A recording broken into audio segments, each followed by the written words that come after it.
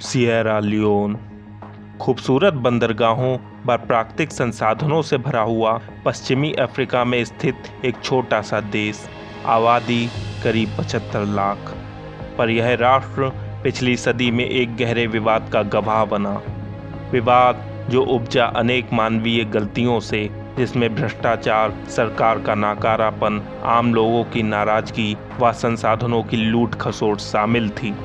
एक विवाद जिसमें ऐसी गतिविधियां सामने आईं जिससे मानवता शर्मसार हुई, ऐसी घटनाएं जो पहले कभी ना देखी गईं। एक विवाद जो सिविल वॉर में बदल गया और 11 साल तक चला।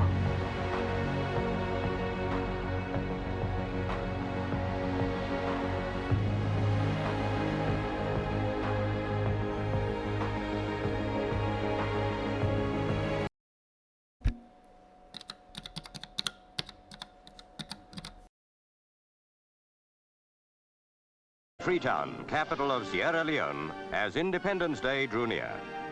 Divine service on the previous Sunday in St. George's Cathedral was a Thanksgiving, at which the Archbishop of York officiated. An air of 1961 में सिएरा लियोन ने ब्रिटिश साम्राज्य से आज़ादी पाई व राष्ट्र में एक संवैधानिक सरकार का गठन हुआ, पर धीरे धीरे वह भ्रष्टाचार व अनियमितता की भेंट चढ़ गई।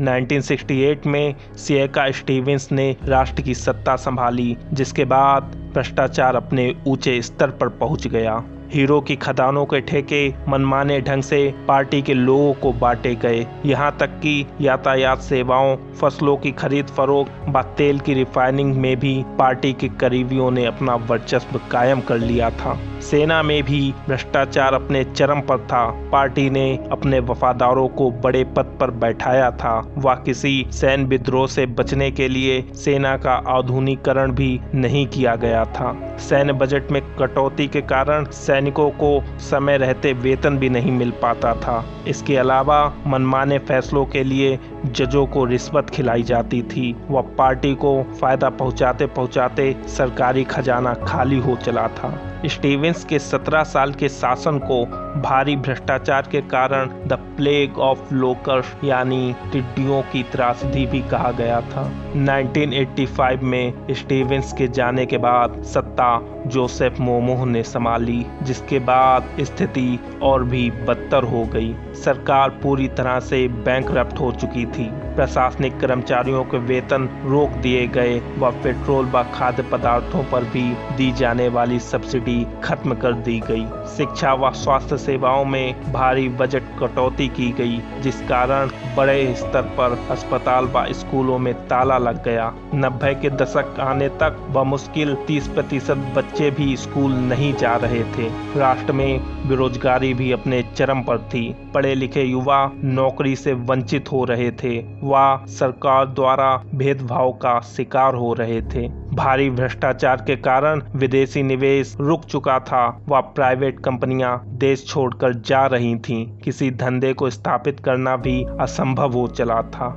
राष्ट्र के पूर्वी एवं दक्षिणी क्षेत्र में हीरो की बड़ी बड़ी खदानें थीं, जिन्हें ज्यादातर सरकार फ्रांसीसी हीरा कंपनी द वियर्स को सस्ते दामों में बेचती थी व मुनाफे का इस्तेमाल पार्टी के निजी कार्यों में होता था। हीरो की कालाबाजारी भी चरम पर थी, जिसमें कई देशों की कंपनियां शामिल थीं।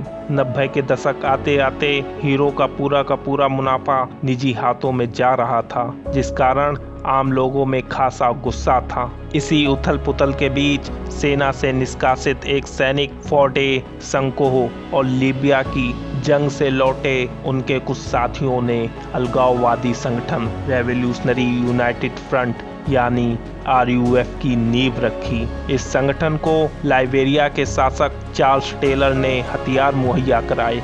लीबिया ने भी इसे आर्थिक मदद दी।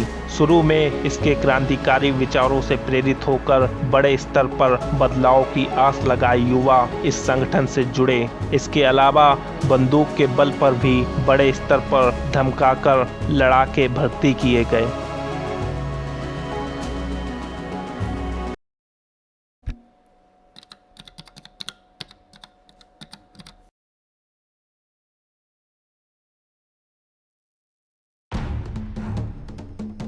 1991 विद्रोहियों ने सरकारी दफ्तरों को निशाना बनाना शुरू कर दिया था।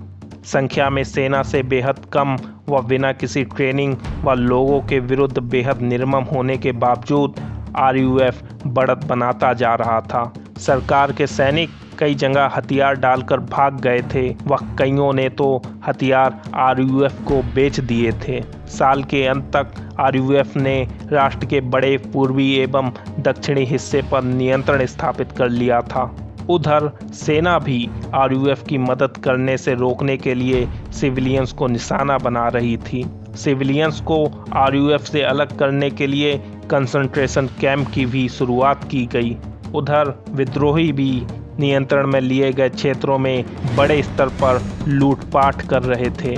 विद्रोही बड़ी संख्या में सिविलियंस से हीरो की खदानों में जबरन काम करवा रहे थे। निकलने वाले हीरे लाइबेरिया में सप्लाई कर हथियार खरीदे जाते थे। मार्च 1995 जब सरकार विवाद से निपटने में नाकाम रही तो उसने साउथ अफ्रीका की एक private military company executive outcomes की सेवाएं ली। कंपनी के अत्यधिक ट्रेंड सैनिकों ने 10 दिन में ही विद्रोहियों को कई मील पीछे धकेल दिया।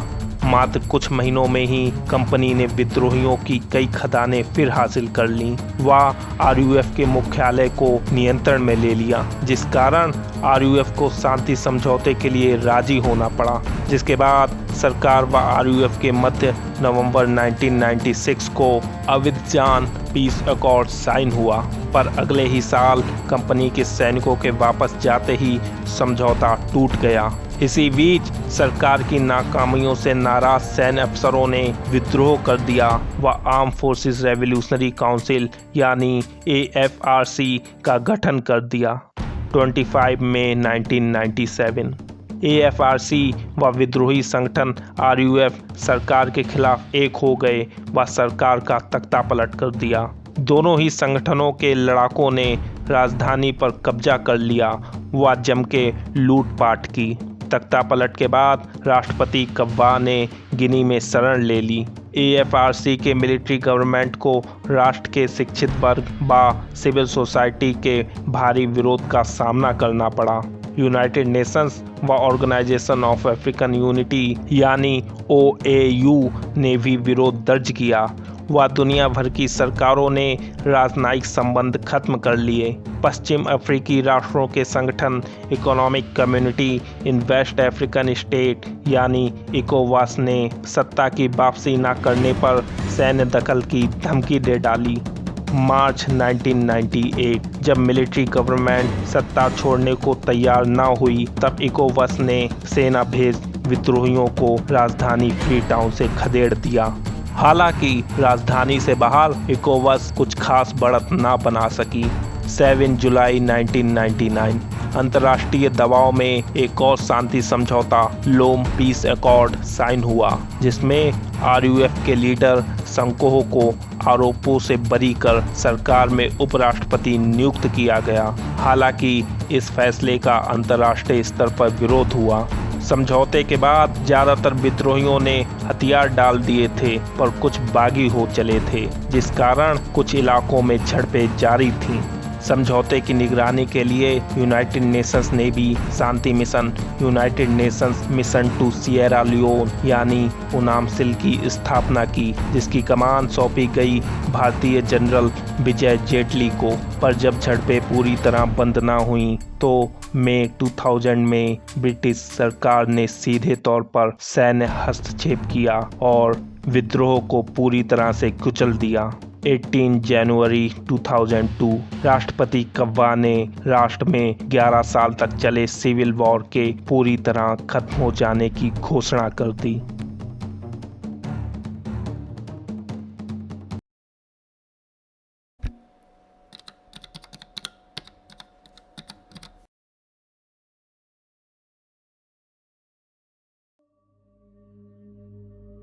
पूरी जंग में मानवता बेहद शर्मसार हुई। 50,000 से ज़्यादा लोग जंग में मारे गए। 1999 में राजधानी में हुए हमले में ही 7,000 से ज़्यादा लोगों ने जान गंवाई, जिसमें लगभग आधे सिविलियंस थे। विद्रोहियों द्वारा इंसानी मांस खाने की भयावह तस्वीरें भी सामने आईं। विद्रोहियों ने आम लोगों को अपने बचाव में ढाल के रूप में भी इस्तेमाल किया। विद्रोह करने पर लोगों के अंगों को निर्ममता से काट दिया जाता था। दोनों ही ओर से बड़े स्तर पर बच्चों की भर्ती की गई। उनके हाथ में हथियार थमाकर जबरन हत्याएं करवाई गईं। बहुत बड़े स्तर पर महिलाओं से बलात्कार हुए, उन्हें अगवा कर देह व्यापार में झोंका गया व जबरन उनकी शादी लड़ाकों से कराई गई। विद्रोहियों ने उनके शरीर पर RUF के निशान भी बनाए। जंग के दौरान करीब 2,50,000 महिलाएं बलात्कार का शिकार हुईं। राष्ट्र की 1/3 आबादी यानी करीब 25 लाख लोग बेघर हो गए। स्वास्थ्य सेवाएं पूरी तरह चरमरा गईं। बच्चे शिक्षा से दूर हो गए व भूखमरी से बड़ी संख्या में लोगों ने अपनी जान गंवाई। विवाद में हुई घटनाओं की कहानियां सामने लाने के लिए यूनाइटेड नेशंस ने ट्रुथ एंड रिकंसिलिएशन कमीशन का गठन किया। इसके अलावा संघ ने सिएरा लियोन की गवर्नमेंट से मिलकर युद्ध अपराधों की सुनवाई के लिए एक विशेष अदालत की भी स्थापना की। 2012 में विशेष अदालत द्वारा RUF चीफ फोर्डे संकोह व लाइबेरिया के पूर्व राष्ट्रपति चार्ल्स टेलर को युद्ध अपराधी माना गया व 50 साल की सजा सुनाई गई। हालांकि तब तक 2003 में संकोह की मृत्यु हो चुकी थी।